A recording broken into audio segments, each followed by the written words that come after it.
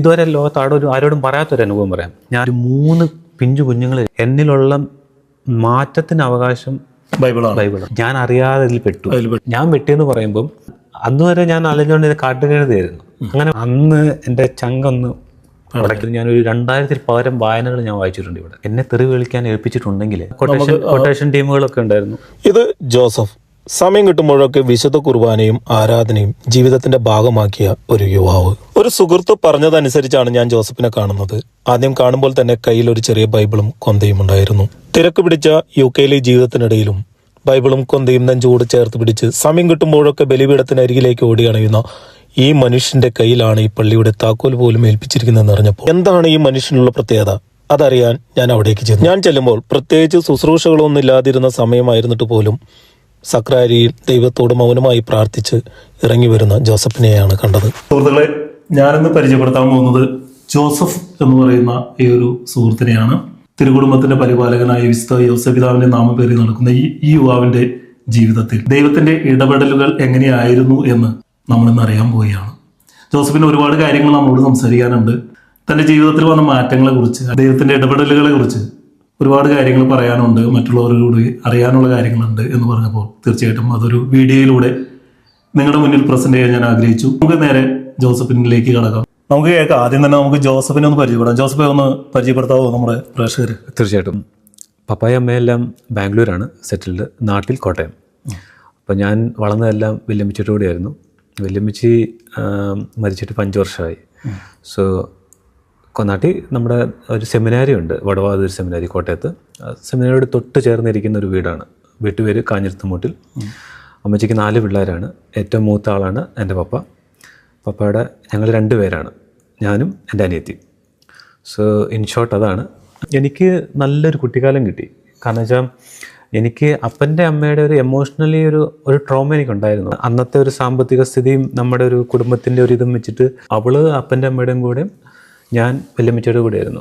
അപ്പം അപ്പനും അമ്മയുടെ ആ ഒരു സാമീപ്യം എനിക്ക് നഷ്ടപ്പെട്ടെങ്കിലും അല്ല, ഇത് എന്തുകൊണ്ടാണ് അങ്ങനെ? അപ്പൊ അന്നത്തെ ഒരു കുടുംബ അവസ്ഥ അപ്പച്ചൻ കുഞ്ഞിലെ മരിച്ചു പോയതാ. അപ്പം അമ്മച്ചി ഒറ്റയ്ക്കായിരുന്നു.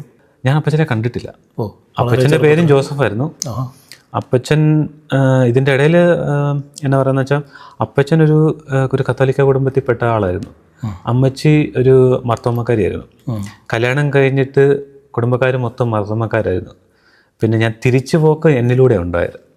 ഞാൻ സഭയിലോട്ട് 2018 വന്നത്. അപ്പോൾ അത് ഇടയാക്കിയത് വിശുദ്ധ ബൈബിളാണ്. അത് എന്നെ ആരും സംസാരിച്ചിട്ടില്ല അല്ലേ. ഓക്കെ, നമ്മൾ ബൈബിളിലേക്ക് എത്തുന്നതിനേക്കാളും മുൻപ് ജോസഫിന് ഒരു ബാഡ് ഹിസ്റ്ററി ഉണ്ടെന്ന് എന്നോട് പറയണ്ടേ? +2 വരെ ഞാൻ വലിയ കുഴപ്പമില്ലാതെ എൻ്റെ അങ്ങനെ പറയത്തക്ക രീതിയിലുള്ളൊരു അങ്ങനെ മോശപ്പെട്ട അനുഭവങ്ങളോ അങ്ങനെയൊന്നും ഇല്ലായിരുന്നു. അപ്പോൾ ഞാൻ ഹോസ്റ്റലിലാണ് പഠിച്ചത്. 8, 9, 10 ആ കാലഘട്ടം ഒരു കത്തോലിക്ക ഹോസ്റ്റലിലായിരുന്നു പഠിച്ചത്. അത് കഴിഞ്ഞിട്ട് +1ഉം +2 എന്നാൽ വീട്ടിൽ പോകാമെന്നുള്ള രീതിയിൽ ആ ഒരു ഡിസിഷനാണ് എൻ്റെ പാളിപ്പോയ ഒരു തീരുമാനം.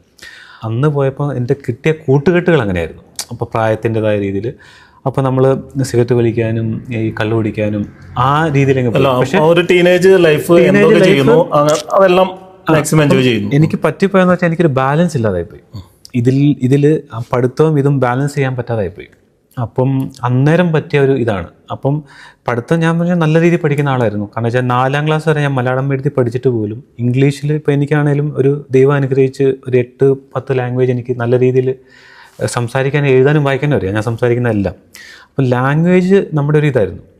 അപ്പം ഈ +2 തോറ്റ് കഴിഞ്ഞപ്പം എനിക്കെന്തോ പഠിക്കാൻ പറ്റുന്നില്ലായിരുന്നു. മാനസികമായിട്ട് എനിക്ക് അതിനോട് പൊരുത്തപ്പെടാൻ പറ്റാതെ എന്തെങ്കിലും ജോലിക്ക് പോകാം, കോൾ സെൻറ്ററിൽ പോയി ജോലി ചെയ്യാനുള്ളൊരു മൈൻഡ്.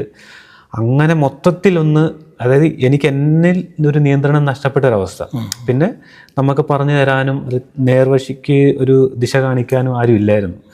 ഒരു പക്ഷേ നമ്മുടെ ഒരു വ്യക്തിത്വം അങ്ങനെ ആയിരുന്നായിരിക്കും, സ്റ്റബേൺ ആയിരുന്നു. അപ്പം ആര് പറഞ്ഞാലും കേൾക്കില്ല. അതൊരു പക്ഷേ 100% താന്തോന്നിയാണ് അമ്മ. ഇപ്പം എനിക്ക് ഞാൻ എൻ്റെ ജീവിതം മൊത്തം അതായിരുന്നു. ഇപ്പം എനിക്കിപ്പം 38 വയസ്സുണ്ട്. അപ്പോൾ ആ സമയത്തൊക്കെ അങ്ങനെ ഒരു ലൈഫ് പോകുമ്പോൾ ഇതിനൊക്കെ പണം എവിടെ നിന്ന് കണ്ടെത്തുന്നത്? പണം ഞാൻ ജോലി ചെയ്യുമായിരുന്നു. ഇപ്പം കണ്ടതെന്ന് ഇപ്പം എൻ്റെ ഒരു ഔട്ട്ഫിറ്റ് കണ്ടാൽ തന്നെ നിങ്ങൾക്കറിയാം. ഇപ്പോൾ ഇവിടെ UK-ലാണെങ്കിൽ പോലും ഇപ്പം ഞാൻ അടുത്തൊരു വിസയ്ക്ക് സബ്മിറ്റ് ചെയ്തിട്ട് ഞാൻ ഡിസിഷൻ അവൈറ്റിംഗ് ആണ്. അപ്പോൾ ഞാൻ ഒരു ദിവസം പോലും ചുമ്മാ ഇരിക്കത്തില്ല. നമുക്ക് സംഭവിച്ചതെന്ന് വെച്ചാൽ വഴിത്തിരിവുണ്ടായത്. ലോങ് സ്റ്റോറി ഷോർട്ട് ഞാൻ പറയണമെങ്കിൽ അതിൽ നിന്നും പിന്നെ എനിക്ക് മനസ്സിലാഗ്രഹമുണ്ട്, എനിക്ക് തിരിച്ചു വരണം, എൻ്റെ ലൈഫ് ഒന്ന് സീരിയസ് ആയിട്ട് എടുക്കണം. പക്ഷെ എവിടെ തുടങ്ങണം? പക്ഷെ ആൾക്കാരോട് ഉപദേശം ചോദിക്കാൻ ഒരു നമ്മുടെ ഒരു എന്നാ പറയുന്നത് ഒരു ഈഗോ ആയിരിക്കും. ഒരു ഇപ്പോൾ ഉള്ള ന്യൂജൻ പിള്ളേർക്കുള്ള പോലെ തന്നെ ഒരു ഈഗോ ആയിരിക്കും ഒരു പക്ഷേ. മനസ്സിലാഗ്രഹം ഉണ്ടെങ്കിലും നമുക്ക് ബൈബിളിൽ ഒരു കൃത്യമായിട്ടൊരു വചനം, ഇച്ഛിക്കുന്ന നന്മയല്ല ഇച്ഛിക്കാത്ത തിന്മയാണ് നമ്മൾ പലപ്പോഴും ചെയ്തു വരുന്നത്. അതെ അതെ. പിന്നെ എൻ്റെ ഹൃദയത്തിൽ ഉടക്കിയ ഒരു വചനം എന്ന് പറഞ്ഞാൽ മത്തായി 6:33, നിങ്ങൾ ആദ്യം അവിടുത്തെ രാജ്യവും നീതി അന്വേഷിക്കുക, മറ്റുള്ളവയെല്ലാം കൂട്ടിച്ചേർക്കപ്പെടും. ആ വചനം ഞാൻ ഇപ്പോൾ എൻ്റെ ഒരു പുതിയ ബൈക്ക് മേടിച്ചപ്പോൾ അതേ ഞാൻ എഴുതി വെച്ചു. ആ വചനം ആണ് എൻ്റെ ലൈഫ് ഒരു 180 ഡിഗ്രി കുലീനമായിട്ട് തിരിച്ചത്. അപ്പം അതൊന്ന് ഉടക്കി. പിന്നെ 4ാം ക്ലാസ്സിൽ ഞാൻ പഠിച്ചപ്പം ഒരച്ഛൻ എനിക്കൊരു ബൈബിളും ഒരു കൊന്തയും തന്നു. അപ്പോൾ ഈ കൊന്തയും ബൈബിളും ഞാൻ തുറന്നു നോക്കിയിട്ടില്ല, എവിടെ പോയാലും ഇത് കൊണ്ടുപോകും. ഇപ്പോഴാണേലും എൻ്റെ ഈ പോക്കറ്റിൽ എപ്പോഴും ഈ ബൈബിളുണ്ട്. ഇത് പറഞ്ഞ ഈ ബൈബിളല്ല, അച്ഛൻ തന്ന ജോസഫ് എന്നാണ് അച്ഛൻ്റെ പേരും, കത്തോലിക്ക വൈദികനാണ്. എൻ്റെ അപ്പൻ്റെ പപ്പയുടെ ഏറ്റവും അടുത്ത സുഹൃത്താണ്. പുള്ളി തന്ന ബൈബിളാണ് ലൈഫ് മാറ്റിയത്. അപ്പം ഞാനൊരു 7 പ്രാവശ്യം ഒരു ഉൽപ്പത്തി തൊട്ട് വെളിപാട് വരെ വായിച്ചിട്ടുണ്ട്. ഈ 7 പ്രാവശ്യവും ഞാൻ അറിയാതെ രൂപാന്തരപ്പെട്ടെന്ന് പറയാം. ബൈബിൾ ആരും പറഞ്ഞിട്ടില്ല, ആരും ഉപദേശിച്ചിട്ടില്ല. എന്നിലുള്ള മാറ്റത്തിന് അവകാശം ബൈബിളാണ്. അതായത് ബൈബിൾ വായിക്കുന്നതോറും നമ്മളറിയാതെ തന്നെ ഒരു ശക്തി നമ്മളെ മാറ്റിക്കൊണ്ടിരിക്കുന്നു. അത് ആ മാറിയെന്ന് ഞാൻ അറിയുന്നത് നീ അങ്ങനെയല്ലല്ലോ എന്ന് കൂട്ടുകാരും എൻ്റെ തൊട്ടടുത്തുള്ള ആൾക്കാരെയും പറയുമ്പോഴാണ് ഞാൻ തിരിച്ചറിയുന്നത്. അപ്പം അത് ഞാൻ അറിയാതെ എന്നെ സംഭവിച്ച മാറ്റമാണ്. ഞാൻ സിഗരറ്റ് വലി ഒറ്റയടിക്ക് നിർത്തി, വേണ്ടെന്ന് വെച്ചു. അല്ലെങ്കിൽ കള്ളു കുടിക്കുന്ന അതും വിട്ടു. പക്ഷെ വീട്ടിലറിയില്ല. ഇത് ചിലപ്പോൾ ഇത് ഔട്ട് വരുമ്പോഴായിരിക്കും അറിയുന്നത്. ഫ്രണ്ട്സിനെ അറിയിക്കത്തില്ല. ഈ നാണക്കേട് കൊണ്ടാണോ? പലരും സാക്ഷ്യപ്പെടുത്താൻ മടിക്കുന്ന ഒരു മേഖലയാണ്. നമ്മളൊരു മദ്യപാനം നിർത്തുക എന്ന് പറഞ്ഞു കഴിഞ്ഞാൽ നിർത്തിയെന്ന് നമ്മുടെ ഫ്രണ്ട്സ് വലയത്തോടും നമ്മുടെ ചുറ്റുവട്ടുള്ള ആളുകളോടും നമ്മൾ ആരൊക്കെ ബന്ധപ്പെടുന്ന അവരോടൊക്കെ പറഞ്ഞാൽ മാത്രമേ നമ്മൾ നിർത്തത്തുള്ളൂ. തീർച്ചയായിട്ടും. അല്ലെങ്കിൽ എന്താ സംഭവിക്കുക? നമ്മൾ നിർത്തും, നമ്മുടെ മനസ്സിലെ ആഗ്രഹം കൊണ്ട് നിർത്തും. പക്ഷേ വേറൊരു സാഹചര്യത്തിൽ ഫ്രണ്ട്സ് വിളിക്കുന്നു, അങ്ങനെ വരുമ്പോൾ നമ്മൾ വീണ്ടും അവരാരും അറിഞ്ഞിട്ടില്ലല്ലോ, നമുക്ക് അങ്ങനെ വീണ്ടും ആ ടെൻഡൻസി വരും. അപ്പോൾ നമ്മൾ മദ്യപാനം നിർത്താൻ ആഗ്രഹിക്കുന്നുണ്ടെങ്കിൽ തീർച്ചയായിട്ടും ആദ്യം പറയുന്നത് നമ്മുടെ ഫ്രണ്ട്സുകളുടെ അടുത്താണ്.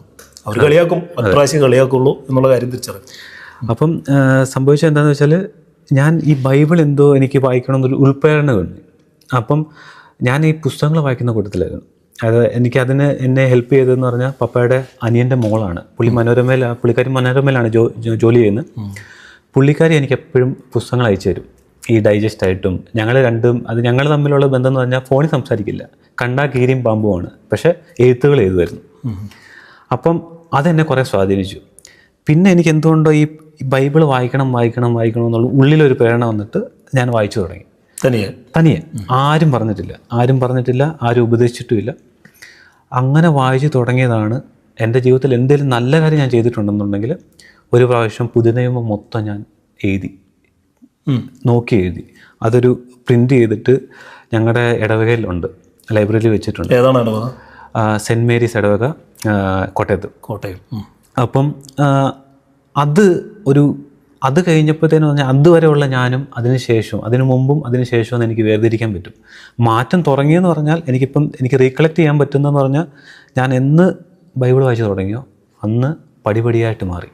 അത് ഒരു ഇൻസിഡൻ്റ് എന്ന് പറയാൻ പറ്റില്ല, പക്ഷെ സ്വാധീനം ചെലുത്തിയ ആളുകൾ എന്ന് പറയുമ്പോൾ ഈ നമ്മുടെ പുരോഹിതൻ ഫാദർ ജോസഫ് എന്ന് പറഞ്ഞ ആ പുരോഹിതനാണ്. അതൊരിക്കലും മറക്കാൻ പറ്റില്ല. കാരണം വെച്ചാൽ ബൈബിളും കൊന്തേന്ന് ആ കൊന്തയും ബൈബിളും കാരണമാണ് ചിലപ്പം ഞാൻ ജീവനോടെ ഇരിക്കുന്നത്.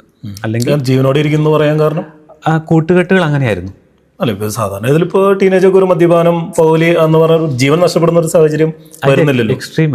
എക്സ്ട്രീം എന്ന് പറഞ്ഞു കഴിഞ്ഞാൽ കൊട്ടേഷൻ ടീമുകളൊക്കെ ഉണ്ടായിരുന്നു. ഇപ്പോഴത്തെ യൂത്തുകൾ പക്ഷേ അവർക്ക് ഡൈജസ്റ്റ് ആകില്ല ഞാൻ പറയുന്ന കാര്യങ്ങൾ. അത് ഫാക്ച്വൽ ആണെങ്കിലും, കാരണം വെച്ചാൽ ഈ നമ്മുടെ ബെന്യാമിൻ്റെ ഒരു അടിയോത്തി പറയുന്ന പോലെ നമ്മൾ ജീവിക്കാത്ത ജീവിതങ്ങളെല്ലാം നമുക്ക് കെട്ടുകഥകളാണ്. പറയുമ്പോൾ ഒരു കെട്ടുകഥകൾ പോലെ തോന്നാതിരിക്കാം ഒരു പക്ഷേ, എങ്കിലും ഞാൻ ജീവിച്ച തീർത്ത ജീവിതമാണ്. അപ്പം ഒരിക്കലും എനിക്ക് ചിലപ്പം എൻ്റെ വല്യമ്മയുടെ പ്രാർത്ഥനയായിരിക്കാം. കൊട്ടേഷൻ ആ ഒരു മേഖലയിൽ എന്തൊക്കെയാണ് ചെയ്തായിരുന്നു? അത് പറഞ്ഞാൽ പേരുകൾ ഞാൻ കൂടെ ഉള്ള കൂട്ടുകാരെന്ന് പറഞ്ഞു കഴിഞ്ഞാൽ ഞാൻ നല്ലപോലെ വണ്ടി ഓടിക്കുമായിരുന്നു. അപ്പം ഞങ്ങളുടെ കൂട്ടുകാർ കൂടി എപ്പം പോയാലും ഞാനാണ് വണ്ടി ഓടിക്കുന്നത്. അതിപ്പം കാറാണേലും ബൈക്കാണേലും. അപ്പം അങ്ങനെ എൻ്റെ കൂട്ടുകാർ ഇപ്പം അവിടെ ഉള്ളൊരു ഒരു പോലീസ് ഉദ്യോഗസ്ഥയുടെ മകൻ എൻ്റെ അടുത്ത സുഹൃത്തായിരുന്നു. അവൻ്റെ സുഹൃത്ത് വലയങ്ങളിലുള്ള കുറേ കൊട്ടേഷൻ ടീമുണ്ടായിരുന്നു. ഞാൻ അറിയാതെ ഇതിൽ പെട്ടു. പക്ഷേ എനിക്കതിന് തല ഊരി പോരാൻ പറ്റാത്ത അവസ്ഥയായി. ഞാൻ പോകുന്നില്ലെന്ന് വെച്ചാൽ ഇവന്മാർ വന്ന് വിളിച്ചുകൊണ്ട് പോകും. എന്നെ അവിടെ കണ്ടു കഴിഞ്ഞാൽ വിളിച്ചുകൊണ്ട് പോകും. അപ്പോൾ പലതിനോടും എനിക്ക് വ്യക്തിപരമായിട്ടും എനിക്ക് മാനസികമായിട്ടും പൊരുത്തപ്പെടാൻ പറ്റാത്ത കാര്യങ്ങൾ അവിടെ നടക്കുന്നെങ്കിൽ പോലും എനിക്ക് നോ പറയാനുള്ള ഒരു തൻ്റെ ഇടമില്ലായിരുന്നു. ഒരു പക്ഷേ അത് ചിലപ്പോൾ ഒരു ഹിപ്പോക്രസി ആയിരിക്കാം. അത് അങ്ങനെ പെട്ടുപോയി. അത് ഞാൻ ഊരാൻ പറ്റാത്ത അവസ്ഥയായി. ഇവർ വിളിക്കുമ്പം പോകണം. ആ ഒരു ഭയങ്കര കമ്പല്ലിങ് ആയിരുന്നു. അന്ന് അവിടുന്ന് ഒളിച്ചോടിയതാണ് നാട്ടിലേക്ക്, വല്യമ്മയുടെ അടുത്തേക്ക് തിരിച്ചു പോയി. അപ്പോൾ എനിക്ക് എന്തടി കിട്ടിയാലും നമ്മുടെ ഒരു കവചം എന്ന് പറയുന്ന വല്യമ്മച്ചിയുടെ പ്രാർത്ഥനയാണ്. ആ പ്രാർത്ഥനയാണ്. അപ്പം ആ വല്യമ്മച്ചിയുടെ അടുത്ത് പോവും. അവിടുന്ന് പിന്നെ ഞാൻ തിരിച്ചങ്ങോട്ട് പോയിട്ടില്ല. അന്ന് ഞാൻ തീരുമാനമെടുത്തു, ഇനി വിട്ട വഴിയിൽ ആ ദൂർത്തുപുത്രൻ്റെ അതേ അവസ്ഥയായിരുന്നു. പന്നിക്കുഴിയുടെ ആ അവസ്ഥയെ വന്നിട്ട് വേറെ ആരും ഇല്ല. ചുറ്റിലെല്ലാവരും ഉണ്ട്, മാതാപിതാക്കളുണ്ട്, സഹോദരിയുണ്ട്, നമ്മുടെ സഹോദരങ്ങളുണ്ട്, കസിൻസ് എല്ലാം ഉണ്ട്. എല്ലാവർക്കും നമ്മളോട് ഭയങ്കര സ്നേഹമാണ്. പക്ഷെ നമ്മുടെ ഉള്ളിലുള്ള ഒരു ശൂന്യതയുണ്ട്. അത് നമ്മളോട് ആരോടും പറയാൻ വയ്യില്ല. നമുക്ക് കരയണമെന്ന് തോന്നും, പക്ഷെ കരയാനുള്ളൊരു മനസ്സനുവദിക്കുന്നില്ല, എളുപ്പപ്പെടാൻ പറ്റുന്നില്ല. അപ്പം പിന്നെ കരഞ്ഞ കാല് പിടിച്ചത് അൾത്താരയുടെ ഫ്രണ്ടിൽ വന്ന് ബൈബിൾ എടുത്തു. അപ്പം ദൈവത്തിൻ്റെ കരുണ, ആ കരുണയിൽ നിന്ന് ബൈബിൾ വായിക്കും തോറും ദൈവത്തിൻ്റെ കരുണ ഒഴുകാൻ തുടങ്ങി. തീർച്ചയായിട്ടും ആത്മാവ് പ്രവർത്തിക്കാൻ തുടങ്ങി. ഒരു മാറ്റം അനിവാര്യമാണെന്ന് എനിക്ക് തന്നെ ബോധ്യപ്പെട്ടു തുടങ്ങി. അപ്പം നമുക്ക് അറിവുണ്ടായിരുന്നു, തിരിച്ചറിവുണ്ടായിരുന്നു, പക്ഷെ എന്തുകൊണ്ടോ അതിൽ നിന്ന് ഒരു വിടുതലില്ലായിരുന്നു. ആ വിടുതൽ സംഭവിച്ച ഒരു ഡെലിവറൻസ് സംഭവിച്ച ബൈബിൾ 7 പ്രാവശ്യം മൊത്തം വായിച്ചു തീർന്നു. ഉൽപ്പത്തി മുതൽ വെളിപാട് വരെ വായിച്ചു. ബൈബിൾ വായിക്കുമ്പോൾ പലരും പറയുന്നത് കേൾക്കുന്നുണ്ട്, ബൈബിൾ വായിച്ചുകൊണ്ടിരിക്കുമ്പോൾ നമുക്കൊരു അനുഭവം അല്ലെങ്കിൽ ഒരു ആത്മാവിൻ്റെ ഒരു പ്രവർത്തനം അതൊക്കെ ഫീൽ ചെയ്യുന്നുണ്ട്, ഒരു ഹീലിംഗ് ഒക്കെ കിട്ടിയ കാര്യങ്ങളൊക്കെ പലപ്പോഴും പലരും പറയുന്നുണ്ട്. അതുപോലെ എന്തെങ്കിലും ഒരു അനുഭവം ഉണ്ടായിട്ടുണ്ടോ ജോസഫിന്? ഒന്നല്ല, ഒത്തിരി ഉണ്ട്. 2 അനുഭവം ഞാൻ പറയാം. ഒന്ന് എനിക്കൊരിക്കലും മറക്കാൻ, ഞാനിത് ഇതുവരെ ലോകത്ത് ആരോടും പറയാത്തൊരു അനുഭവം പറയാം. ഞാൻ പഠിക്കാൻ വേണ്ടിയാണ് ഇവിടെ വന്നത്, UK വന്നത്. 2016 ഡിസംബറിലാണ് വന്നത്. അപ്പം ഞാൻ അവിടെ അറ്റൻഡ് ചെയ്തുകൊണ്ടിരുന്ന ഒരു പള്ളി, കത്തീഡ്രൽ പള്ളിയുണ്ട്, സെൻറ്റ് മേരീസ് കത്തീഡ്രൽ എഡിൻബർഗിലെ സ്കോട്ട്ലൻഡിലെ ഒരു പള്ളിയാണ്. ആ ഇടവപ്പള്ളിയിൽ എൻ്റെ ഒരു സ്വഭാവം എന്ന് പറഞ്ഞാൽ എല്ലാ വെള്ളിയാഴ്ച ദിവസം ഞാൻ നോമ്പെടുക്കുമായിരുന്നു. അപ്പോൾ ഞാൻ കുർബാന മാത്രമേ സ്വീകരിക്കത്തുള്ളൂ. ഒന്ന് പച്ചവെള്ളവും കുർബാനയും മാത്രം. പച്ചവെള്ളം കുർബാന സ്വീകരിക്കുന്ന പറഞ്ഞാൽ വേറെ ഭക്ഷണം ഒന്നും കഴിക്കില്ല? ഇല്ലില്ല. എത്ര ദിവസം? വെള്ളിയാഴ്ച ദിവസം മാത്രം. ഒരു 10-13 വർഷത്തോളം അങ്ങനെയായിരുന്നു. 10-13 വർഷത്തോളം എല്ലാ വെള്ളിയാഴ്ചകളും അങ്ങനെയാണ്. അതായത് ഫുൾ 24 മണിക്കൂർ. പിന്നെ ഈ ബൈബിൾ ഏത് സമയത്തും അങ്ങനെയാണ്. 6 മാസം ഫോണും എല്ലാം മാറ്റി വെച്ചിട്ടാണ് ചെയ്തത്. അതായത് ഫോൺ ഉപയോഗിച്ചിട്ടേ ഇല്ല. 6 മാസം ബൈബിൾ എഴുതാൻ വേണ്ടി ഒരുങ്ങിയതോ അല്ലെങ്കിൽ എഴുതിക്കൊണ്ടിരിക്കുമ്പോഴോ? എഴുതിയപ്പം അതിനുള്ള ഒരുക്കം. കാരണം വെച്ചാൽ എഴുതി തുടങ്ങിയപ്പോൾ എനിക്ക് മനസ്സിലായി ഇത് ഒരു എഴുതാനുള്ള തീരുമാനം ഒരു ആവേശത്തിലെടുത്ത തീരുമാനം. എഴുതി തുടങ്ങിയപ്പോൾ എനിക്ക് മനസ്സിലായി ഇത് നമുക്ക് അങ്ങനെ ഒരു രീതിയിൽ എളുപ്പമല്ല. ഈ ഒരു കാര്യം പറഞ്ഞപ്പോൾ ഇതിന് കൂടെ ഞാൻ ജോസഫ് ഒരു കാര്യം ചേർത്ത് വയ്ക്കണം. ഞാനിപ്പം നമ്മുടെ ചാനലിൽ ബൈബിൾ വായിക്കുന്ന ഒരു ഇതാണ്, ഉൽപ്പത്തി മുതൽ വെളിപാട് വരെ വായിക്കുക. അത് ജസ്റ്റ് വായിച്ച് പോകാൻ വളരെ എളുപ്പമാണെന്നുള്ള രീതിയിൽ ഞാനും തുടങ്ങി. പക്ഷേ അത് വായിച്ചു തുടങ്ങിയപ്പോഴാണ് പല പല പ്രശ്നങ്ങൾ, തടസ്സങ്ങൾ. ഇപ്പോഴും എനിക്കത് കണ്ടിന്യൂറ്റിയോടുകൂടി ഒരു മുന്നോട്ട് കൊണ്ടുപോകാൻ പറ്റുന്നില്ല, എങ്കിലും കൊണ്ടുപോകാൻ പരിശ്രമിച്ചുകൊണ്ടിരിക്കുകയാണ്. അത് ചിലപ്പോൾ സാത്താൻ്റെ ഒരു പ്രലോഭനോ അല്ലെങ്കിൽ ഒരു പ്രതിബന്ധങ്ങളൊക്കെ ആയിരിക്കാം, അല്ലേ? ആയിരിക്കാം. അത് തീർച്ചയായിട്ടും അതെ.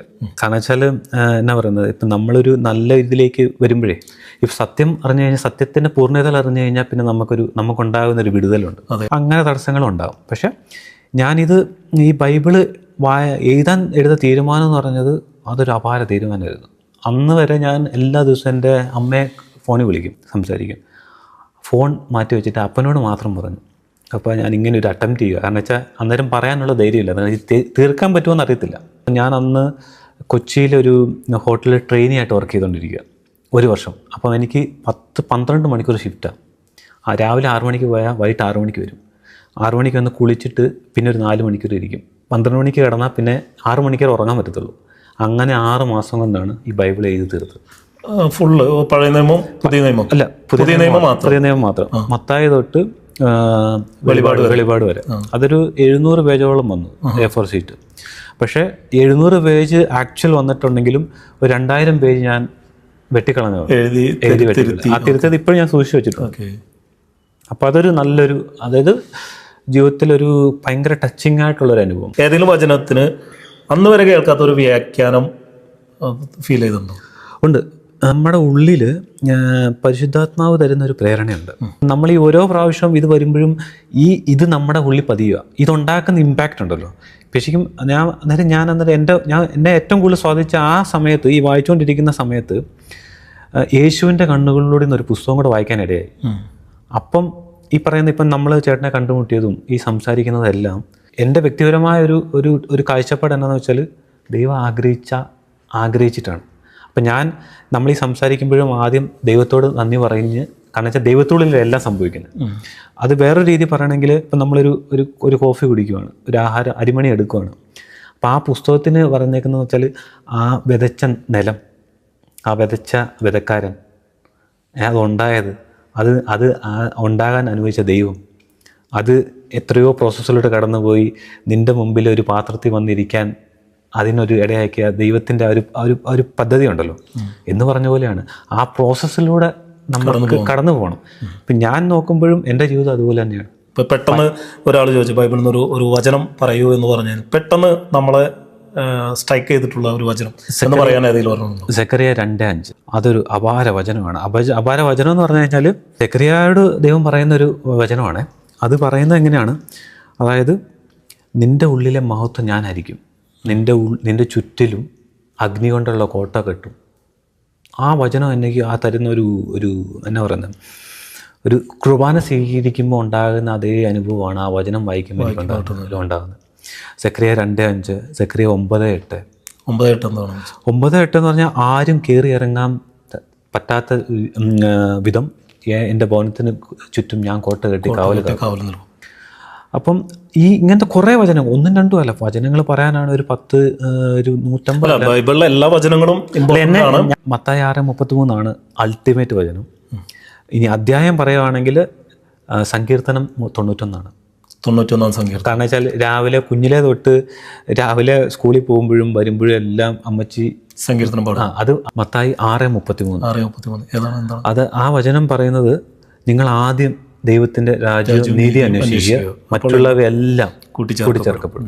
ദൈവത്തിന്റെ മാർഗത്തിലൂടെ സഞ്ചരിക്കുമ്പോൾ ചിലപ്പോൾ ഒരുപാട് പേര് കളിയാക്കാം. തീർച്ചയായിട്ടും കളിയാക്കലുകൾ കാണുമ്പോൾ ഞാനിപ്പോൾ ഈ ഇത്തരം കാര്യങ്ങളൊക്കെ ചെയ്യുമ്പോൾ പലരും എന്നെ വിളിച്ച് കളിയാക്കുന്നുണ്ട്. നിനക്ക് വേറൊരു പണിയിൽ, നിനക്ക് മറ്റുള്ള കാര്യങ്ങൾ ചെയ്യുമ്പോൾ നിനക്ക് ഇതിനേക്കാളും ബെനിഫിറ്റ് ഇല്ലേ, ഇത് കണ്ടില്ല, അങ്ങനെ ഇങ്ങനെയെന്നൊക്കെ പറയുമ്പോൾ ഞാൻ ചിന്തിക്കുക, ഈ ദിവസങ്ങളിൽ നമ്മൾ ക്രിസ്തുവിനെ ഏറ്റ പീഡാസഹനങ്ങളാണ്.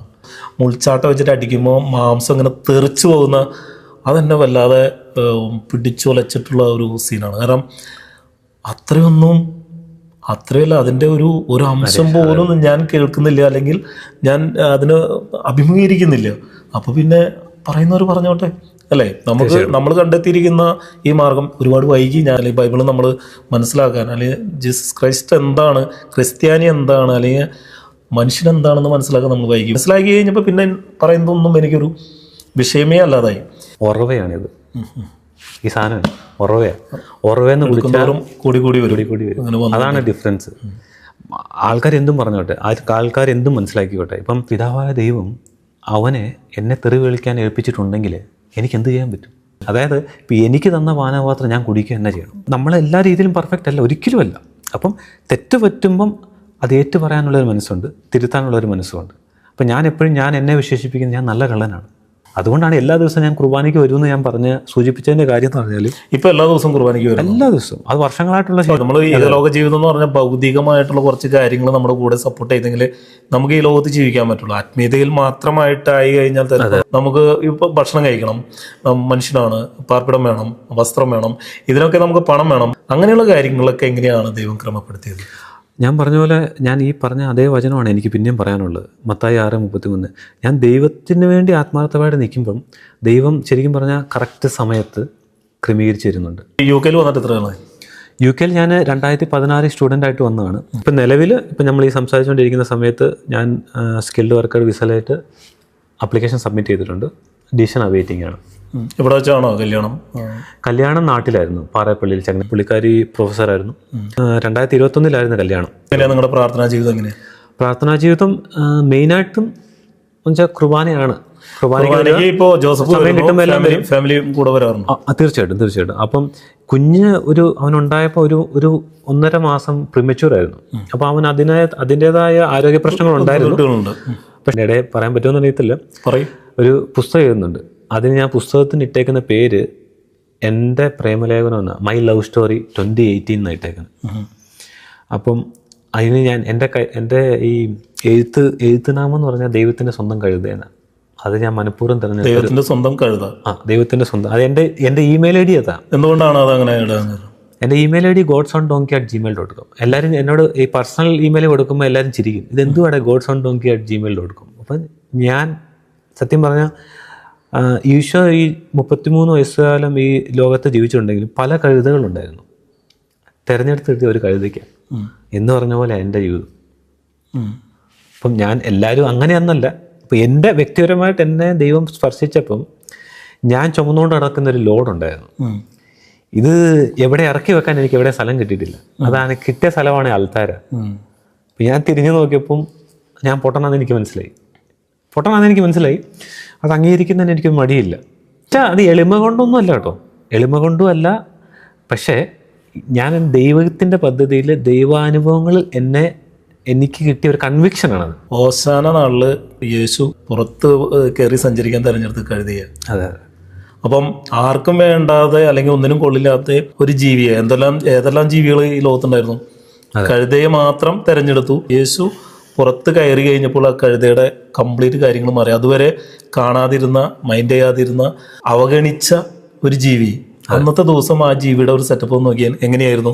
രാജവീതികൾ ഒരുങ്ങുന്നു, ഒലിവ് ചില്ലകൾ നിരത്തുന്നു. അല്ല ഞാൻ പറയുന്നു. അപ്പം അത് എപ്പോഴാണ് ആ കഴുതയ്ക്ക് മഹത്വം വന്നത്? തൻ്റെ പുറത്ത് കർത്താവ് വന്നിരുന്നപ്പോഴാണ് എന്ന് പറഞ്ഞ പോലെയാണ്. ഞാനിപ്പോൾ ആ ഒരു ഇതിലേക്ക് രണ്ടും ലിങ്ക് ചെയ്യുമ്പോൾ സ്വയം ഞാൻ യേശുവിൻ്റെ കഴുതയാണെന്ന് പറയുമ്പോൾ തൻ്റെ പുറത്ത് യേശു ഉണ്ട് എന്നുള്ള ഒരു ബോധ്യമാണ്. ആ ബോധ്യത്തോടുകൂടി ഇപ്പോൾ മറ്റെല്ലാവരേക്കാളും മഹത്വമാണ് നമ്മുടെ ജീവിതം. അതെ. ഈ വചനം എന്നെ സ്പർശിച്ചപ്പം അന്ന് വരെ ഞാൻ അലഞ്ഞുകൊണ്ട് ഇത് കാട്ടുകഴുതയായിരുന്നു. അങ്ങനെ ദൈവത്തിൻ്റെ വചനം കയ്യിലെടുക്കുന്നിടം വരെ ഞാനൊരു കാട്ടുകഴുതയായിരുന്നെങ്കിൽ ദൈവത്തിന്റെ വചനം എടുത്തു കഴിഞ്ഞപ്പോൾ ദൈവത്തിന്റെ സ്വന്തം കഴുതിയായി. അത്രേ ഉള്ളൂ. പിന്നെ എല്ലാ സൗഭാഗ്യങ്ങളും നമുക്ക് പിന്നെ തീർച്ചയായിട്ടും ചേർക്കപ്പെട്ടു. ഈ ഒരു ദൈവികാനുഭവത്തിലേക്ക് വന്നതിന് ശേഷം എത്ര വർഷം ശരിക്കും ബൈബിൾ വായിച്ചിട്ട് ഇപ്പൊ ഇങ്ങനെ ഒരു ബൈബിൾ വായിച്ചു തുടങ്ങി 2010-ലാണ്. ഒരു അങ്ങനെ ആണെങ്കിൽ ഒരു 15 വർഷം. ഇതിന്റെ ഇടയ്ക്ക് പിന്നെ എപ്പോഴെങ്കിലും തിരിച്ച് ഒരു വേറെ ആ ഒരു ലൈഫിലോട്ട് പോകുന്നത്? അതാണ് എനിക്ക് പറയാനുള്ള കാര്യം. അതാണ് കാരണം വെച്ചാൽ ശീലങ്ങൾ ചിലപ്പം വന്നു പോയിട്ടുണ്ട്, അതില്ലെന്ന് ഞാൻ പറയത്തില്ല. അതായത് കാരണം വെച്ചാൽ പക്ഷേ ദൈവത്തിൻ്റെ ആ ഒരു ദൈവത്തോടുള്ള തീക്ഷ്ണത ഒരു പക്ഷേ കൂടിയിട്ടുണ്ടെന്നേ ഉള്ളൂ. ഇപ്പം എന്നെ ഒരു 1000 കഷ്ണമായിട്ട് മുറിച്ചിട്ടാലും ചിലപ്പം ഓരോ കഷ്ണം ചിലപ്പം ദൈവത്തിന് വേണേൽ സ്തുതി പാടും. അതിപ്പം ഞാനൊരു വൈകാരികമായിട്ട് പറയുന്നതല്ല, നല്ല ബാലൻസോട് കൂടെ തന്നെ പറയുന്നത്. എന്താണ് ഞാൻ പറയുന്നതെന്നും എന്താ ഞാൻ അഡ്രസ്സ് ചെയ്യുന്നെന്നുള്ളൊരു പൂർണ്ണ ബോധ്യത്തോട് തന്നെയാണ് പറയുന്നത്. ദൈവത്തിന് വേണ്ടി സമർപ്പിച്ച് ജീവിച്ചു പോകുന്നു. അങ്ങനെ പോകുന്ന ജോസഫ് മറ്റുള്ളവർക്ക് വേണ്ടി എന്താ ചെയ്യുന്നത്? എന്നിലൂടെ ഒരു 3 പിഞ്ചു കുഞ്ഞുങ്ങൾ രക്ഷപ്പെട്ടിട്ടുണ്ട്. അതായത് അബോർഷൻ ചെയ്യപ്പെടാവുന്ന ഒരു 3 പിള്ളേർ രക്ഷപ്പെട്ടിട്ടുണ്ട്. അതാണ് എന്നെ ഹൃദയത്തിലേക്ക് ഇപ്പം എനിക്ക് എന്തെങ്കിലും തിരിഞ്ഞ് നോക്കി നന്മ പറയണമെന്നുണ്ടെങ്കിൽ ആ 3 പേര് ഒരാളുള്ളത് ഇപ്പോൾ സ്കോട്ട്ലൻഡിലാണ്. അയാളുടെ നടുക്കത്തെ പേര് എൻ്റെ പേരാണ്. ആ കൊച്ചിന് കറച്ചാൽ പേര് ഞാൻ വെളിപ്പെടുത്തുന്നില്ല. കാരണം വെച്ചാൽ അവരുടെ ഒരു അമ്മ ആ കൊച്ചിനെ അബോർട്ട് ചെയ്ത് കളയാൻ തീരുമാനം എടുത്തപ്പം ഞാൻ ആകസ്മികമായിട്ട് പള്ളി വെച്ച് പരിചയപ്പെട്ടാണ് ആ അമ്മയുടെ വല്യമ്മ. അങ്ങനെ എനിക്കൊരു വശം സംസാരിക്കാൻ ഇടയായി. ഭയങ്കര വാക്തർക്കങ്ങളായി. അപ്പോൾ ഞാൻ അന്നേരം ദൈവത്തോട് പ്രാർത്ഥിച്ചുകൊണ്ടിരുന്നപ്പം ദൈവം എനിക്ക് തന്ന വചനമാണ് ലൂക്കാ 21:14-15. നീ എന്ത് സംസാരിക്കണോ നീ മുൻകൂട്ടി തീരുമാനിക്കേണ്ട. അതായത് ആർക്കും എതിർത്ത് നിന്നെ തോൽപ്പിക്കാനോ എതിർത്ത് നിൽക്കാൻ പറ്റാത്ത വാക്ചാതുര്യവും ജ്ഞാനം ഞാൻ നിനക്ക് തരും. ഞാൻ ബൈബിൾ തുറന്നപ്പോൾ ആ വചനം കിട്ടി. എന്നിട്ട് പോയി ഞാൻ അവിടെ ഇരുന്നു. ഒരു 1.5 മണിക്കൂർ പുള്ളിക്കാർ കുറേ തെറി വിളിച്ചു, അത് പറഞ്ഞു, ഇതെല്ലാം എന്നെ തെറി വിളിച്ചു. ഞാൻ ചെയ്യണ്ടെന്ന് പറഞ്ഞു, അബോർട്ട് ചെയ്യണ്ട, ആ കൊച്ചിനെ കീപ്പ് ചെയ്യണം. അവര് അബോർട്ട് ചെയ്യാനുണ്ടായ സാഹചര്യം എന്താണ്? അങ്ങനെ പുള്ളിക്കാരി എന്ന് വെച്ചാൽ അതായത് കല്യാണം കഴിച്ചിട്ടില്ല, ഇപ്പോഴും കഴിച്ചിട്ടില്ല. സോ അങ്ങനെ ഒരു ഫാമിലിക്ക് ഒരു ചീത്തപ്പേര് വേണ്ട തീരുമാനത്തിലെത്തിയത്. അതെ. അപ്പം പിന്നെ സംസാരിച്ച് അവസാനം ഒരു 2-3 മണിക്കൂറോളം ഞാൻ സംസാരം നീണ്ടുപോയി. ആരോടെ സംസാരിക്കുന്നത്? ഈ പെൺകുട്ടിയോടാണ് അവരുടെ പേരൻസിനോട്? പെൺകുട്ടിയോട്. പെൺകുട്ടിയോടാണ് സംസാരിക്കുന്നത്. ഈ പെൺകുട്ടിയാണ് നമ്മളെ വഴക്ക് പറയുന്നത്. ബൈബിൾ പറഞ്ഞപ്പോൾ എനിക്ക് കിട്ടിയ വചനമാണ് ഈ പറഞ്ഞ ലൂക്ക 21:14-15 എന്നാണ് എൻ്റെ വിശ്വാസം. ആ വചനം പറഞ്ഞത് നീ എന്ത് പറയണോ നീ മുൻകൂട്ടി തീരുമാനിക്കേണ്ട. അപ്പോൾ എനിക്കൊരു ധൈര്യമായി, ദൈവം നോക്കിക്കോളും, ദൈവം ആഗ്രഹിക്കുന്നുണ്ടെങ്കിൽ നടക്കട്ടെ എന്നുള്ള രീതിയിൽ പോയി അവിടെ നിന്ന് ഇരുന്ന് കൊടുത്തു. അവസാനം ആ കൊച്ചിനെ അബോർട്ട് ചെയ്യുന്നില്ല എന്ന് തീരുമാനിച്ചു. അതിൻ്റെ ഇടയ്ക്ക് പിന്നെ ഒരു 7-ാം മാസമായപ്പോൾ ആ കൊച്ചിന് അനക്കമില്ലാത്തൊരു അവസ്ഥ വന്നു, ഒരു 3 ദിവസം. അപ്പോൾ ഉണ്ടാകാത്ത കൊച്ചിൻ്റെ ഒരു പേരിട്ടിട്ട് കുർബാന ചൊല്ലിച്ചു. അങ്ങനെ ആ കൊച്ചിന് പിന്നെ അനക്കം ഉണ്ടായി. അപ്പോൾ അവൾക്ക് അവിടെ ജീവിതം രൂപാന്തരപ്പെട്ടു. ഇവള് വിശ്വാസത്തിലേക്ക് വന്നു. ഞാനൊരു ബൈബിൾ മേടിച്ചു കൊടുത്തു, ഗിഫ്റ്റ് കൊടുത്തു. അവൾ ബൈബിൾ വായിക്കാൻ തുടങ്ങി. ഇപ്പം എന്നെക്കാളും പ്രാർത്ഥനയാണ് പുള്ളിക്കാരിക്ക്. ഇപ്പം നമ്മൾ ഡൗൺ ആകുമ്പോൾ പുള്ളിക്കാരി എന്നെ വിളിച്ച് നമ്മളെ ഉപദേശിക്കും. അങ്ങനെ ഒരു ആത്മീയമായിട്ട് എനിക്കൊരു പെങ്ങളെ കിട്ടി. അതൊരു കൊച്ചു, പിന്നെ 2 കൊച്ചെന്ന് പറഞ്ഞാൽ പിന്നെ എൻ്റെ ഒരു മേലധികാരിയായിട്ടിരുന്ന ഒരാൾ, അവർക്കൊരു 3ാമത്തെ കൊച്ചുണ്ടാകുമ്പോൾ ഡോക്ടർ പറഞ്ഞു കൊച്ചിനൊരു ഹാർട്ടിൽ ഹോളുണ്ട്, അപ്പം അബോർട്ട് ചെയ്യുന്നതായിരിക്കും നല്ലതെന്ന് പറഞ്ഞു. ഒരു കാരണവശാലും കൊച്ചിനെ അബോർട്ട് ചെയ്യല്ലേ, അതായത് നിനക്കങ്ങനെ പറയാം, എനിക്ക് ഭാര്യയും ഭാര്യ വീട്ടുകാരും എൻ്റെ വീട്ടുകാരും ഞാൻ എന്ത് പറയും, ദൈവം നോക്കിക്കോളൂ എന്ന് പറയാൻ പറഞ്ഞു. പിന്നെ 3ാമത്തെ കേസ് എന്ന് പറഞ്ഞാൽ എൻ്റെ സ്വന്തം ഒരു കസിൻ്റെ ലൈഫിലുണ്ടായൊരു ഇതാണ്. 3ാമത്തെ കൊച്ചുണ്ടായപ്പം ഹസ്ബൻഡ് പറഞ്ഞു അബോർട്ട് ചെയ്യണമെന്ന് പറഞ്ഞു. അപ്പം എന്നെ വിളിച്ചപ്പോൾ ഒരിക്കലും ചെയ്യലെന്ന് പറഞ്ഞു. അപ്പം അന്ന് ഈ 3 കൊച്ചുങ്ങളുടെ ജീവിതങ്ങളിലും, അതായത് ഞാൻ അവരെ ആദ്യമായിട്ട് കണ്ട കാഴ്ച എൻ്റെ ജീവിതത്തിൽ മറക്കത്തില്ല. ഈ കുഞ്ഞുങ്ങൾക്ക് എന്നെ അതിനു മുമ്പ് കണ്ടിട്ടില്ല. ആ ഒരു കൊച്ച് ആരുടെ അടുത്തും പോകത്തില്ല. എന്നെ കണ്ട ഉടനെ ഓടി വന്ന് കെട്ടിപ്പിടിച്ച് ഒരു മണിക്കൂറോളം എൻ്റെ കൂടെ ഇരുന്നു. അപ്പം എനിക്കതൊരു കാര്യം മനസ്സിലായി, ഇത് കെട്ടുകഥയല്ല. ദൈവത്തെ കണ്ടിട്ടുണ്ടോയെന്ന് വെച്ചാൽ അല്ല, അനുഭവം ഉള്ളതാണ്. അതുകൊണ്ടാണ് ഞാൻ പറഞ്ഞത്. ഇപ്പം ഞാൻ ഇതിനും ശരിക്കും പറഞ്ഞാൽ ജോസഫ് ഇത്തരം കാര്യങ്ങളൊക്കെ പറയുമ്പോഴും ഞാനും ഈ വളരെ അതിശയോക്തിയോടുകൂടിയാണ് ഇത് കേട്ടുകൊണ്ടിരിക്കുന്നത്. ഞാൻ എന്തൊക്കെയോ ചോദിക്കണം എന്നൊക്കെ വിചാരിക്കുന്നു. പക്ഷേ ഞാൻ ഇങ്ങനെ ഈ കഥ ജോസഫിൻ്റെ ആ ഒരു സ്റ്റോറിയുടെ പുറകെ കേട്ടോ ഞാൻ പോയിക്കൊണ്ടിരിക്കുന്നത്. അതേക്കകത്ത് ജീവിച്ച ആൾക്കത് ഒരിക്കലും കഥയല്ല. അതെ. അപ്പം ഇത് ശരിക്കും കഥയല്ല, ഇത് ജീവിതമാണ്. ഈ 3 കുഞ്ഞുങ്ങൾ അതിലൂടെ എനിക്ക് കിട്ടിയ ഒരു വിശ്വാസത്തിൻ്റെ ഒരു ഉറപ്പുണ്ട്, അത് അപാരമാണ്. അതുകൊണ്ടാണ് ഞാൻ പറഞ്ഞത്, ഈ 15 വർഷക്കാലം ഞാൻ ഇങ്ങനെ നിന്നു. ഇനി എനിക്ക് ആയുസ് എത്ര ഉണ്ടെങ്കിലും അതുവരെ ഞാൻ ഇങ്ങനെ നിൽക്കുമെന്ന് പറയുന്നതിനകത്ത് അനുഭവിച്ചറിഞ്ഞ ദൈവത്തിൻ്റെ സ്നേഹം തിരിച്ചറിച്ച് ഞാൻ പിന്നെ മനുഷ്യനല്ല, ഞാൻ പിന്നെ മൃഗമാകേണ്ടി. എന്നിൽ എന്തെങ്കിലും ഒരു മനുഷ്യത്വത്തിൻ്റെ ഒരു നന്മയുണ്ടെങ്കിൽ, തിന്മയുണ്ട്, ഞാൻ മാറ്റേണ്ട കുറേ മേഖലകളുണ്ട്, അല്ലേ അത് ഓൺഗോയിങ് പ്രോസസ്സാണ്. മനുഷ്യനാണല്ലോ, ആത്യന്തികമായിട്ട് മനുഷ്യനാണ്. ഇപ്പം വീഴുന്നത് മാനസികമാണ്, അതിൽ നിന്നും മാറുന്നതാണ് ദൈവികം. അതുകൊണ്ടാണ് എന്നും വീഴുമ്പം ആൾക്കാരുടെ ഫ്രണ്ടിൽ വന്ന് നമ്മൾ മുട്ടുമുടക്കും. നേരത്തെ ജോസഫിന്റെ ജീവിതത്തിൽ ഒരാൾ ഒരു കാര്യം പറഞ്ഞു തരാൻ ഉണ്ടായില്ല എന്ന് ജോസഫ് സൂചിപ്പിച്ചില്ലേ? അതെ. അങ്ങനെയുള്ള സാഹചര്യങ്ങളിലൊക്കെ നമുക്കൊരു വീഴ്ച, അല്ലെങ്കിൽ നമ്മളൊരു തകർന്ന അവസ്ഥയിലാവുമ്പോൾ നമ്മൾ ധ്യാന കേന്ദ്രങ്ങളിലേക്കൊക്കെ പോയി കഴിഞ്ഞാൽ അവിടെ ഒരുപാട് അറിവുള്ള ആൾക്കാർ, ഇപ്പോൾ ജോസഫ് ഇപ്പോൾ പറഞ്ഞ പോലെ തന്നെ അതുപോലെ ഒരുപാട് അറിവൊക്കെ ഉള്ള ആൾക്കാരാണ് നമുക്ക് വചനങ്ങളെ ബേസ് ചെയ്ത് പറഞ്ഞു തരുന്നത്. തീർച്ചയായിട്ടും അത് നമുക്ക് ചില കാര്യങ്ങളൊക്കെ ശരിക്കും നമ്മൾ നേർവഴിക്ക് നടത്തും. അവർക്ക് അങ്ങനെ ഒരു പ്രശ്നം വന്നു, ജോസഫിനെ വിളിക്കാം. എന്തുകൊണ്ട് ജോസഫിനെ വിളിക്കാം എന്ന് തോന്നിയത് എനിക്കറിയില്ല. കാരണം വെച്ചാൽ ഞാൻ അതിന് പക്ഷേ എന്നോട് ഒരു പള്ളിയിൽ ഒരു അച്ഛൻ എന്നോട് പറഞ്ഞത് ഞാൻ ഒരു ദിവസം ഒരു 5ഉം 10ഉം ചിലപ്പോൾ 20-25 കൊന്ത ചൊല്ലിയ ദിവസങ്ങളുണ്ട് ഒരു ദിവസം. അതായത് ഞാൻ എപ്പോഴും നടന്നു പോകുന്ന ആളാണ്. ഇപ്പം ഞാനിപ്പോൾ ആണെങ്കിലും ഇന്നലെ ഞാൻ ജോലി ചെയ്തുകൊണ്ടിരുന്ന സ്ട്രൂഡ് എന്ന് പറഞ്ഞ സ്ഥലത്താണ്. എപ്പോഴും കൊന്ത ചൊല്ലും? എല്ലാ ദിവസവും ഇപ്പോഴും പോകുന്ന വഴിക്കെല്ലാം ചൊന്തിക്കൊണ്ട് പോകും. അപ്പം ഞാൻ ചിലപ്പം ഈ ദേവാലയത്തിൽ, നമ്മൾ ഇന്ന് സംസാരിക്കുന്ന ദേവാലയത്തിൽ ഞാനൊരു 2000-ൽ പകരം വായനകൾ ഞാൻ വായിച്ചിട്ടുണ്ട് ഇവിടെ കുർബാനയ്ക്ക്. ആ 2010 ഇവിടെ 3 വർഷത്തിൽ ഞാൻ എണ്ണി വെച്ചിട്ടുണ്ട്, 2000 പരമായിട്ടുണ്ട്. അവർ ലേഡി ഓഫ് ജില്ലിംഗാം കാത്തലിക് ചർച്ചാണ്. ഈ ദേവാലയവും ഇതിൻ്റെ ബലിപീഠവും ഭയങ്കര തീർത്തും നടക്കില്ല എന്ന് വിചാരിക്കുന്ന ഒരു കാര്യം, നമ്മൾ വന്ന് പ്രാർത്ഥിച്ചപ്പോൾ നടന്നു എന്ന് ഏതെങ്കിലും ഒരു അനുഭവം ഉണ്ടായിട്ടുണ്ടോ? ഒരനുഭവം അല്ല ചേട്ടാ, ഒത്തിരി ഉണ്ട്. ഒന്ന് പറയണമെങ്കിൽ ഒരെണ്ണം വേണേൽ ഞാൻ പറയാം. ഒരു പ്രാവശ്യം എനിക്കൊരു എൻ്റേതല്ലാത്ത കാരണം കൊണ്ട് ഞാനൊരു കേസിൽ പെട്ടുപോയായിരുന്നു. അപ്പോൾ ഒരിക്കലും എനിക്ക് ട്രാവൽ ചെയ്യാൻ പറ്റില്ല. അത് വേണം ഞാൻ ഇവിടെയല്ല, നാട്ടിൽ തിരിച്ചിങ്ങോട്ട് ട്രാവൽ ചെയ്യാൻ പറ്റാത്ത അവസ്ഥ. അതായത് ഒരു 70 വർഷമായിട്ട് ഇല്ലാത്ത വഴി ഞാൻ വെട്ടിയായിരുന്നു. ഞാൻ വെട്ടിയെന്ന് പറയുമ്പം കുടുംബക്കാരെ തന്നെയാണ്. അപ്പം ഒരിക്കലും ഒരു സഹകരണമില്ല. വഴി വെട്ടാന്ന് പറഞ്ഞാൽ അവരുടെ വീട്ടിലേക്കുള്ള വഴിയാണോ? നമ്മൾ അതായത് പണ്ട് നമ്മുടെ അപ്പച്ചന്മാർ വിറ്റ സ്ഥലമാണ്. അപ്പോൾ ആ ഒരു സ്ഥലത്തിന്റെ അവിടം വരെ ഒരു താറിട്ട വഴി വരുന്നുണ്ട്. അവിടെ നിന്ന് നമ്മുടെ വീട്ടിലേക്ക് ഒരു 9 കുടുംബക്കാരാണ്. എല്ലാം നമ്മുടെ അപ്പച്ചന്റെ ചേട്ടാനി മക്കളാണ്. അന്യക്കാരില്ല, ആരും വിട്ടുകൊടുക്കില്ല. അതായത് ആരും വിട്ടുകൊടുക്കില്ല. അങ്ങനെ ഒരു സാഹചര്യത്തിൽ എൻ്റെ എന്ന് പറഞ്ഞാൽ ഞാൻ എല്ലാ ദിവസവും 6 മണിയാകുമ്പോൾ സെമിനാരി കുർബാനയ്ക്ക് പോകും. അന്നാമ്മളുടെ അടുത്ത് ഈ വഴിക്ക് തളിക്കും. എന്നിട്ട് ഞാൻ പോയി എല്ലാ ദിവസവും കരഞ്ഞ് പ്രാർത്ഥിക്കും, വരും, വെട്ടാൻ തുടങ്ങും. അപ്പോൾ ആദ്യം വഴി തൊട്ടുന്ന അവിടെ നിന്നല്ല തുടങ്ങുന്നത്. ഞാൻ ഇപ്പുറത്തെ വീട്ടിലെ മതിൽ പൊളിച്ചാണോ തുടങ്ങി. എൻ്റെ പപ്പയുടെ ഏറ്റവും ഇളയ അനിയൻ്റെ 2 പിള്ളേരുണ്ട്. അമ്മ 2 പേരും കട്ടയ്ക്ക് ഇരുന്നു. ഈ ഞങ്ങളുടെ വീട്ടിലെ മതിൽ പൊളിച്ച് ഞങ്ങൾ തുടങ്ങി. അങ്ങനെ വെട്ടി ഇന്ന് 12 അടി വീതിയുള്ള വഴിയായി. അതിൻ്റെ പേര് കേസ് വന്നായിരുന്നു.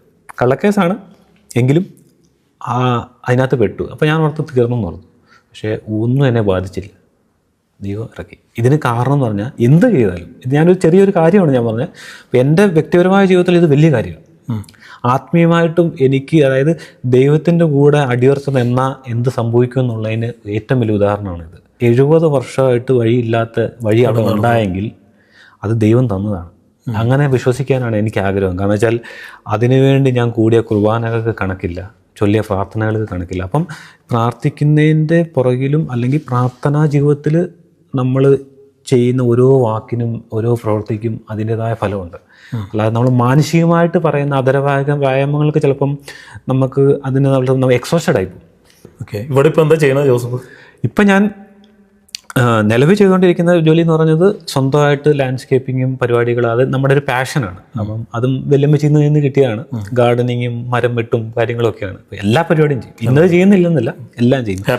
ഹാപ്പിയാണ്, ഭയങ്കര ഹാപ്പിയാണ്. അപ്പം ഞാൻ ഇപ്പം എനിക്ക് മേടിച്ചോ? ഇല്ല, ദൈവം വെച്ച് ഈ വർഷം മേടിക്കണമെന്നാണ് ആഗ്രഹം. ദൈവം ആഗ്രഹിക്കുന്നുണ്ട്.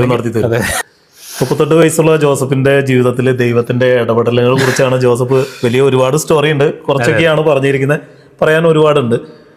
ജോസഫ്, ഇതേ ഏജിലുള്ള ഒരുപാട് ആൾക്കാർ നമുക്ക് ചുറ്റിലുണ്ട്. നമ്മുടെ സഹോദരങ്ങളോട് എന്താണ് പറയാനുള്ളതെന്ന് വെച്ചാൽ ഇത്രയേ ഉള്ളൂ. അതായത് ഈ ജീവിതത്തിൽ എന്ന് പറയുമ്പോൾ നമുക്ക് പല ആവശ്യങ്ങളുണ്ട്. എല്ലാം ഭൗതികമായിരിക്കാം, പക്ഷേ ദൈവമായ അവസ്ഥയെ കണ്ടുമുട്ടാൻ ഒരു അകക്കണ്ണ് തുറന്ന് കിട്ടണമെന്നാണ് എൻ്റെ പ്രാർത്ഥന. വേറെ ഒന്നും വേണ്ട ജീവിതത്തിൽ, വേറെ ഒന്നും വേണ്ട. എന്നെ കേൾക്കുന്ന, അതായത് ഇനി കേൾക്കാൻ സാധ്യതയുള്ള ഈ എൻ്റെ ചേട്ടന്മാരായിരിക്കാം, ചേച്ചിമാരായിരിക്കാം, അമ്മച്ചിമാരായിരിക്കാം, അമ്മമാരോ ആരും ആയിക്കോട്ടെ, എനിക്ക് പറയാനുള്ളേ ഉള്ളൂ, ഒന്നേ ഉള്ളൂ. ആ അപ്പൻ്റെ സ്നേഹം ഒന്ന് രുചിച്ചറിയാനുള്ളൊരു അവസരം നിങ്ങളുടെ ജീവിതത്തിൽ ഉണ്ടാകട്ടെ എന്നാണ് എൻ്റെ. അതായത് ഞാൻ അനുഭവിച്ചറിഞ്ഞ സ്നേഹം നിങ്ങളും അനുഭവിക്കണം. കാരണം വെച്ചാൽ അത് അനുഭവിച്ചറിഞ്ഞാലേ കിട്ടത്തുള്ളൂ. അതായത് നമുക്ക് അതിന് എൻ്റെ ഒരു വ്യക്തിപരമായ സ്വന്തമായിട്ട്, അതായത് അപ്പൻ്റെ തന്നെ കിട്ടണം. കിട്ടാനായിട്ടുള്ള ഏറ്റവും എളുപ്പമാർഗ്ഗമാണ് ബൈബിൾ വായന, കൊന്ത, അല്ലേ? എളിമപ്പെടാൻ പഠിക്കും. എളിമപ്പെടാൻ അമ്മ നമ്മളറിയാതെ നമ്മളെ ഒരുക്കും. അതായത് എളിമയില്ലാത്തതാണ് ഈ ലോകത്തിന്റെ യുവജനങ്ങളുടെ പ്രത്യേകിച്ച് അത് എന്റെ പ്രശ്നമാണ്. എളിമയില്ലാത്തതാണ് എന്റെയും പ്രശ്നം. അല്ല, മൊത്തത്തില് എല്ലാവരും ആരൊക്കെ അഹങ്കരിക്കുന്നുണ്ടോ, ആരൊക്കെ ഞാനാണെന്നുള്ള ഒരു ഭാവത്തോടു കൂടി നിൽക്കുന്നുണ്ട്. എന്റെ മെയിൻ കാരണം എളിമയില്ലാത്തതാണ്. ഞാനാണ് ചെയ്തത്, ഞാനില്ലെങ്കിൽ ഒന്നുമില്ല എന്നുള്ളൊരു ചിന്താഗതിയാണ്. എളിമയെന്ന വലിയൊരു പുണ്യമുണ്ടെങ്കിൽ തന്നെ അതിപ്പം ഞാൻ ഒറ്റ വാക്കി പറയുകയാണെങ്കിൽ ഇത്ര ഉള്ളു ചേട്ടാ, ഞാനില്ല, ഞാൻ അങ്ങ് മാറ്റി. അതാ ആ സ്ഥാനത്ത്, എൻ്റെ സ്ഥാനത്തെ കഴുത വെച്ചേക്കുന്നത്. ദൈവത്തിന്റെ കഴുത, അത്രേ ഉള്ളൂ. ഇപ്പം ഞാനായിട്ട് ജീവിച്ചപ്പോഴാണ് ഈ നഷ്ടക്കണക്കുണ്ടായത്. എൻ്റെ ജീവിതത്തിൽ എന്നെ ഞാൻ മാറ്റിക്കളഞ്ഞു. അവിടെ ഞാൻ എവിടെ കഴുതയാകി തുടങ്ങിയോ, ഞാൻ എങ്ങനെ മനസ്സുകൊണ്ട് അംഗീകരിച്ചു. ബാക്കിയുള്ളവർക്ക് മനസ്സിലാവില്ല, മറ്റുള്ളവരെ ബോധ്യപ്പെടുത്തില്ലോ എന്ന് എനിക്കറിയില്ല. അപ്പം ഈ കുഞ്ഞു ജീവിതത്തിൽ ചിലപ്പം തെറ്റിദ്ധരിക്കപ്പെടാനുള്ള സാഹചര്യങ്ങളുണ്ടാകാം. ചിലപ്പോൾ ഞാൻ വിഷമിച്ച കുറേ ജീവിതങ്ങൾ കാണുമായിരിക്കാം. അവരോടെല്ലാം എനിക്ക് ഒരു അവസരം കൂടെ തരണം. അതായത് നിങ്ങളുടെ കാല് പിടിക്കാനും എളുപ്പപ്പെടാനും. അപ്പം ഞാൻ ഈ കാല് പിടിക്കാന്ന് പറഞ്ഞപ്പോൾ എനിക്ക് ചെറിയൊരു കാര്യം പറയാനുണ്ട് കേട്ടോ. അതായത് 2018 എഡിൻബർഗിൽ ഞാൻ സ്റ്റുഡൻ്റ് ആയിരുന്നു. അപ്പം ഒത്തിരി വലിയ സമൂഹം, അത് ഒരു കത്തീഡ്രൽ പള്ളിയാണ്. അവിടുത്തെ ബിഷപ്പ് ലിയോ, ഇന്നത്തെ മാർപ്പാപ്പയുടെ പേരും ലിയോ എന്നാണ്. ലിയോ കാല് കഴുകിയ ഒരു പാപിയാണ് ഞാൻ. അന്ന് കാല് കഴിയപ്പം ഞാൻ എൻ്റെ ആത്മീയമായിട്ട് ഞാൻ പറയണമെങ്കിൽ ഞാൻ ഇതുവരെ ആരോടും പറയാത്ത കാര്യമാണ്, എൻ്റെ വൈഫിനോട് പോലും പറയാത്ത കാര്യമാണ്. അന്ന് ഞാൻ ആ ബിഷപ്പ് കാല് കഴിയപ്പം ബിഷപ്പിനെ കാണാൻ പറ്റില്ല, ഈശോയെ കണ്ട്. അന്ന് എൻ്റെ ചങ്കൊന്ന് ഉടക്കിയായിരുന്നു, പെടഞ്ഞ്. ആ പെടച്ചിൽ കഴിഞ്ഞിട്ട് 7 വർഷത്തിന് ശേഷം ഈ വർഷം മൗണ്ടി തേഴ്സ്റ്റേക്ക് ഇവിടുത്തെ അച്ഛൻ കാല് കഴുകിയത് എൻ്റെ കാല. അപ്പം ഞാൻ നല്ലൊരു പോരാളിയാണ്. ആ ഫ്യൂവല് ഇന്ധനം ഇതാണ്. അല്ല പിന്നെ നമ്മൾ വണ്ടി റിസർവ് ആയി പോകും. അപ്പം തീരുമ്പോ നമ്മള് തീരുമ്പം അതുകൊണ്ടാണ് ഇത് എപ്പോഴും കൊണ്ട് നടക്കുന്നത്. മാർവലാഗ് കാണുന്ന എൻ്റെ പ്രിയ പ്രേക്ഷകരോട് എനിക്ക് പറയാനുള്ളത്, സക്രാരിയിൽ തിരുസ്വരൂപത്തിൻ്റെ മുൻപിൽ വെച്ച് ഈ ഇൻ്റർവ്യൂ ചെയ്യുമ്പോൾ ജോസഫ് നമ്മുടെ തിരുകുടുംബ പരിപാലകനായ വിശുദ്ധ യോസഫ് പിതാവിൻ്റെ നാമം പേറുന്ന ജോസഫിനെ എന്നെ പരിചയപ്പെടുത്തിയത് മറ്റൊരു ജോസഫും കൂടിയാണ്. വേറൊരു സുഹൃത്ത് ജോസഫാണ്. ഇതിൻ്റെ ഇടയിൽ ജോസഫിൻ്റെ ജീവിതത്തിന് വഴിത്തിരിവായത് ജോസഫ് എന്ന പേരുള്ള ഒരു അച്ഛൻ, ഒരു കൊന്തയും ബൈബിളുമൊക്കെയാണ്. അപ്പോൾ വിശുദ്ധ യോസഫ് പിതാവ് ഒരുപാട് അനുഗ്രഹിച്ചിട്ടുണ്ട്. ജോസഫിൻ്റെ ജീവിതത്തിൽ ദൈവം പ്രവർത്തിച്ചത് ആത്മാവിൻ്റെ പ്രവർത്തനങ്ങളാണ്. ജോസഫ് പറഞ്ഞ പല കാര്യങ്ങളും ഞാൻ ജോസഫിനോട് ഒരുപാട് കാര്യങ്ങൾ ചോദിക്കണമെന്ന് ഞാൻ വിചാരിച്ചായിരുന്നു. പക്ഷെ ജോസഫിൻ്റെ ആ ലൈഫിൻ്റെ കൂടെ നിൽക്കുകയായിരുന്നു ഈ നിമിഷങ്ങളിൽ. അപ്പം പരിശുദ്ധാത്മാവിൻ്റെ പ്രവർത്തനങ്ങളിലേക്കാണ് ഞാൻ അതൊന്ന് സൂചിപ്പിച്ചുകൊണ്ട് ഞാനിത് അവസാനിപ്പിക്കാൻ വിചാരിക്കുന്നു. കാരണം ഞാൻ ജോസഫിനോട് എടുത്ത് ചോദിച്ചായിരുന്നു 3 കുഞ്ഞുങ്ങളുടെ കാര്യത്തിന് അവർ എങ്ങനെ ജോസഫിനെ കോൺടാക്ട് ചെയ്തത്. ഇതൊക്കെ പരിശുദ്ധാത്മാവിൻ്റെ പ്രവർത്തനങ്ങളാണെന്നാണ് ഞാൻ മനസ്സിലാക്കുന്നത്. നമ്മൾ ഉപകരണമാക്കുകയാണ്. നമ്മൾ ഇപ്പോൾ ദൈവത്തിലേക്ക് അടുക്കുമ്പോൾ ആത്മാവ് സ്വർഗമറിയാതെ നമുക്ക് വചനം വായിക്കാൻ പറ്റത്തില്ല എന്നും ഉറക്കെ വിശ്വസിക്കുന്ന. വായിച്ചാൽ പോലും വായിക്കുന്നത് നിനക്ക് മനസ്സിലാവുന്നുണ്ടോ എന്ന് ചോദിക്കുമ്പോഴേ, പ്രവാചകൻ ചോദിക്കുമ്പോഴേ, ഇത് വ്യാഖ്യാനിച്ച് തരാതെ അങ്ങനെ മനസ്സിലാവും. എനിക്ക് വായിക്കാം, അത് ചിലപ്പോൾ ഒരു അധരവ്യായമായിരിക്കാം.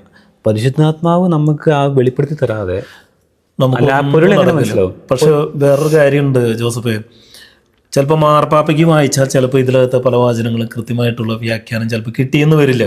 പക്ഷെ നമ്മൾ കാണുന്ന എളിയവർ ആരെയും നമ്മൾ ചെറുതായിട്ട് കാണരുത്. തീർച്ചയായിട്ടും ചിലപ്പോൾ അപ്പുറത്തിരിക്കുന്ന ഒരു കൊച്ചു കുട്ടിക്കായിരിക്കും ഒരു വചനത്തിന്റെ വ്യാഖ്യാനം ആത്മാവ് വെളിപ്പെടുത്തി കൊടുക്കുന്നത്.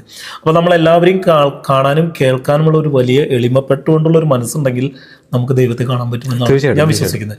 അതുകൊണ്ടാണ് ഞാൻ പറഞ്ഞ സ്വർഗം അറിയാതെ, സ്വർഗം അനുവദിക്കാതെ, ആത്മാവ് നൽകാതെ ബൈബിൾ വായിക്കുവാനോ മനസ്സിലാക്കുവാനോ ഒരു വ്യക്തിക്കും ഈ ലോകത്ത് സാധ്യമല്ല. അപ്പോൾ നമ്മൾ ആത്മാർത്ഥമായിട്ട് സ്വർഗത്തോട് പ്രാർത്ഥിക്കാൻ വേണം, ആത്മാവിനാൽ നിറയാൻ, ജ്ഞാനത്താൽ നിറയാൻ. അപ്പോൾ ജോസഫിൻ്റെ ജീവിതത്തിൽ നടന്ന ദൈവത്തിൻ്റെ ഇടപെടലുകൾ ഒരുപാട് പേർക്ക് പ്രചോദനമാകട്ടെ. ബൈബിൾ വായിക്കുവാനും കൊന്ത ചെല്ലുവാനും ഒക്കെ ദൈവം അനുഗ്രഹിക്കട്ടെ. ഒരുപാട് അനുഗ്രഹങ്ങൾ. സക്രാരിയുടെ മുന്നിൽ ഇരുന്നുകൊണ്ടാണ് ഞങ്ങൾക്ക് ഇതൊക്കെ ഒരു യാദൃച്ഛികമായിട്ട് നടന്ന ഒരു ഇൻ്റർവ്യൂ ആണ്. ഒരിക്കലും ഞാൻ പ്ലാൻ ചെയ്തിട്ടില്ല, നേരത്തെ തീരുമാനിച്ചില്ല. ഞാൻ ഇന്നലെയല്ലേ ജോസഫ് നമ്മൾ കണ്ടു,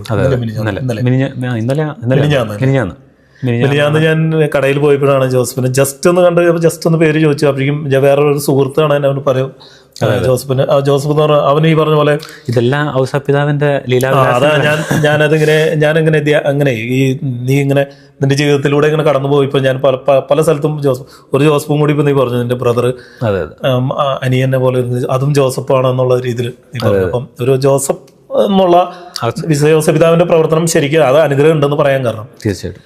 അപ്പോൾ നമ്മുടെ ഈ ജോസഫ് ഇനി നമ്മുടെ സുഹൃത്തായിരിക്കും, എന്നും മാർവലാഗിൻ്റെ കൂടെ ആയിരിക്കും. അപ്പം ജോസഫിൻ്റെ ഈ അനുഭവങ്ങൾ നമ്മുടെയൊക്കെ ജീവിതത്തിൽ എന്തെങ്കിലും ഒരു മാറ്റം വരുത്താൻ സാധിക്കട്ടെ. ദൈവത്തോട് നന്ദി പറയുന്നു. അപ്പോൾ ജോസഫ് ഇത്ര നേരം നമ്മുടെ ഈ ചാനലിനോട് സഹകരിച്ച് ഈ വിശേഷങ്ങളെല്ലാം പങ്കുവെച്ചതിനൊക്കെ ഒത്തിരി നന്ദി. പ്രിയപ്പെട്ടവരെ, ജോസഫിന്റെ ജീവിത സാക്ഷ്യം ആർക്കെങ്കിലുമൊക്കെ ഒരു പ്രചോദനത്തിന് കാരണമാകുമെങ്കിൽ നിങ്ങളൊന്ന് ഷെയർ ചെയ്യണം. നിങ്ങളുടെ അഭിപ്രായങ്ങളും നിർദ്ദേശങ്ങളും കമന്റിലൂടെ അറിയിക്കുമല്ലോ. ഇതുപോലെ മടികൂടാതെ ദൈവത്തിന് സാക്ഷ്യം നൽകുന്ന മറ്റൊരു ജീവിതവുമായി വരുന്നവരെ തൽക്കാലം ഞാൻ ഇവിടെ പറയുന്നു. This is Shaju from UK.